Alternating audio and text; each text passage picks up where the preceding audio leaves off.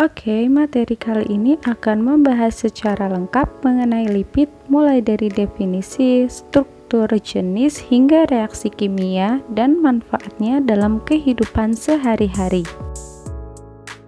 Sudahkah kalian tahu apa itu lipid?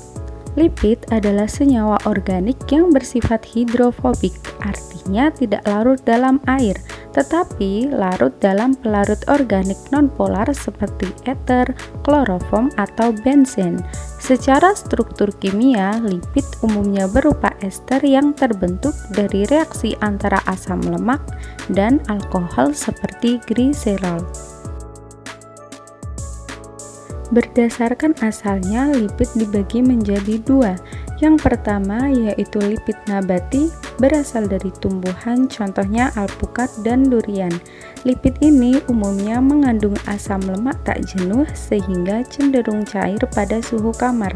Yang kedua yaitu lipid hewani, berasal dari hewan seperti daging dan telur.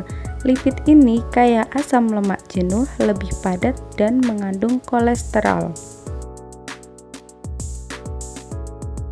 Lipid dapat diklasifikasikan berdasarkan struktur kimianya. Yang pertama, lipid sederhana seperti lemak dan minyak atau trigliserida terdiri dari satu gliserol yang membentuk ester dengan 3 asam lemak. Yang kedua, lipid majemuk, yaitu lipid yang juga mengandung gugus tambahan seperti fosfat, contohnya fosfolipid. Dan yang ketiga, lipid turunan, contohnya steroid seperti kolesterol dan hormon.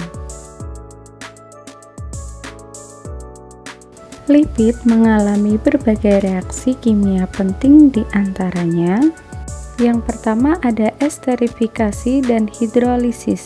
Esterifikasi pembentukan trigliserida dari gliserol dan asam lemak. Hidrolisis pemecahan trigliserida menjadi gliserol dan asam lemak kembali. Dapat terjadi secara enzimatis atau kimiawi. Yang kedua yaitu saponifikasi atau penyabunan. Reaksi antara lemak dan basa kuat yaitu NaOH atau KOH menghasilkan sabun dan gliserol.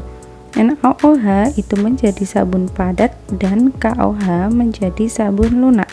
Dan yang ketiga yaitu hidrogenasi, proses penjenuhan ikatan rangkap asam lemak tak jenuh menggunakan gas hidrogen. Contohnya minyak cair menjadi margarin padat.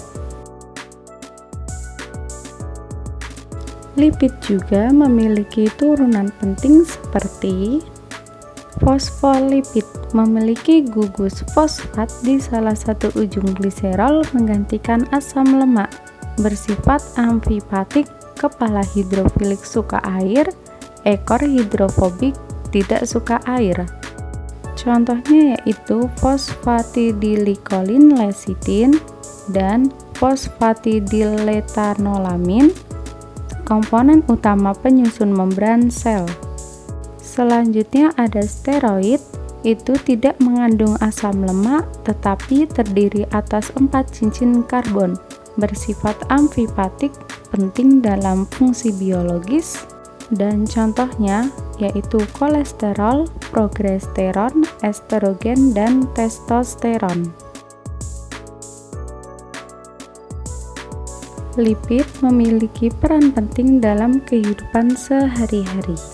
Yang pertama yaitu sebagai sumber energi utama, 1 gram lipid menghasilkan kurang lebih 9 kcal, 2 kali lipat dibanding karbohidrat atau protein.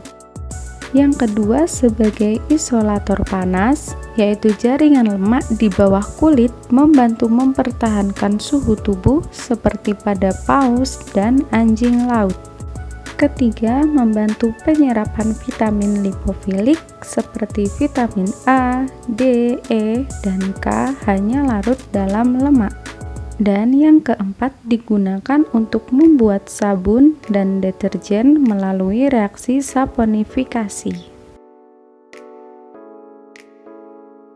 Baik, itu tadi sedikit penjelasan tentang lipid. Terima kasih sudah mendengarkan dan semoga bermanfaat.